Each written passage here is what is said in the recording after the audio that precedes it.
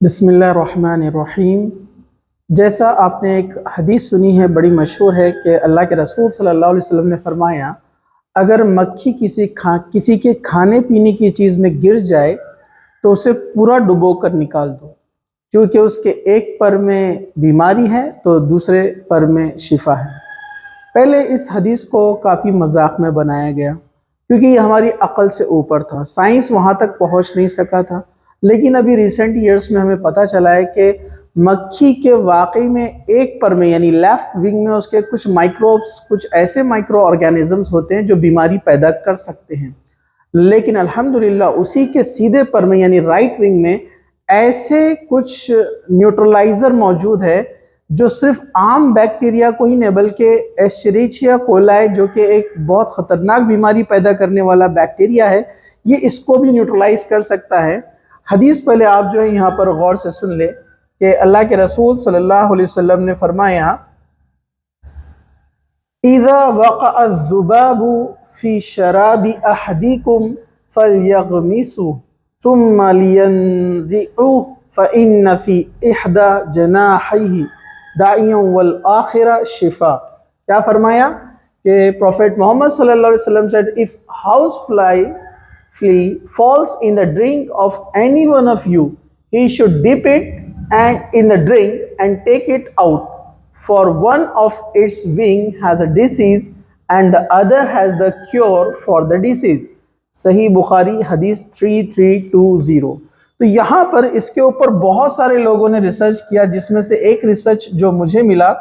जो कि जापान में टोक्यो में किया गया। इस रिसर्च में जो साइंटिस्ट है जिन्होंने ये उनका रिसर्च पेपर का एब्स्ट्रैक्ट इंटरनेट पर अवेलेबल है,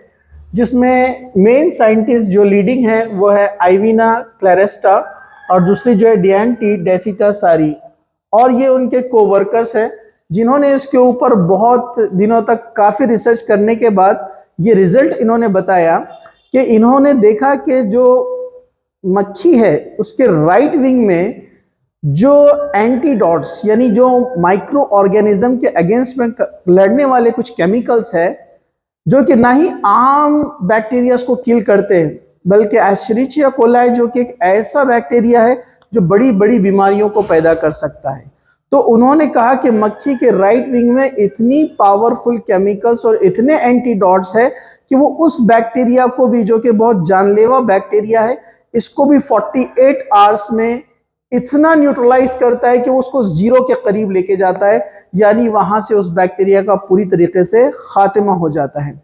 इस रिसर्च पेपर को और डिटेल में अगर आपको पढ़ना है तो इंशाल्लाह मैं लिंक में नीचे डिस्क्रिप्शन में आपको इसका लिंक और कुछ एब्स्ट्रैक्ट दे दूंगा, तो आप उसे पढ़िए और सोचिए कि आज से 1450 साल पहले मोहम्मद सल्लल्लाहु अलैहि वसल्लम ने उस अरब के डेजर्ट में ये बात बताई, जहाँ पर न कोई पावरफुल माइक्रोस्कोप है, न कोई बैक्टीरिया को जांचने का आला है। वहाँ पर अल्लाह के रसूल फरमा रहे हैं कि मक्खी के एक पर में बीमारी है और दूसरे पर में शिफा है। तो ये हमारे लिए बहुत ही गौर फिक्र करने वाली बात है कि अल्लाह के रसूल सल्लल्लाहु अलैहि वसल्लम की अहादीस को हम पढ़ें, उसको समझें और उस पर अमल करें।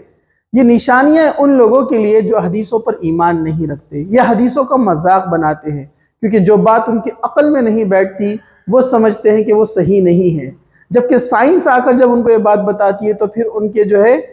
अक्लें उड़ जाती है, समझ दूर हो जाती है। तो उन्हें चाहिए कि वो कुरान और हदीस को पढ़ें, इस पर अमल भी करें और दूसरों तक इसका पैगाम ज़रूर पहुँचाए। जज़ाकल्लाह खैर।